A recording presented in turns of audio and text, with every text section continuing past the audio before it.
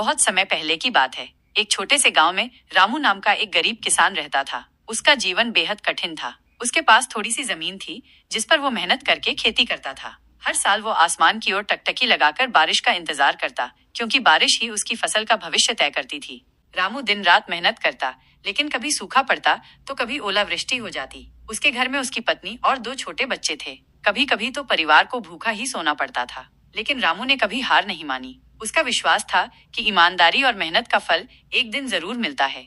एक साल गांव में भयंकर सूखा पड़ा। सारे किसान मायूस हो गए, लेकिन रामू ने हार नहीं मानी। उसने अपनी जमीन के पास एक पुराना कुआं देखा जो बहुत समय से सूखा पड़ा था। उसने तय किया कि वो उस कुएं को फिर से जीवित करेगा। गांव वाले उसका मजाक उड़ाते, कहते कुएं से अब क्या मिलेगा। लेकिन रामू चुपचाप रोज कुएं की सफाई करता रहा। कई हफ्तों की मेहनत के बाद एक दिन कुएं से पानी निकल आया। रामू की मेहनत रंग लाई। उसने उसी पानी से अपने खेतों को सींचा।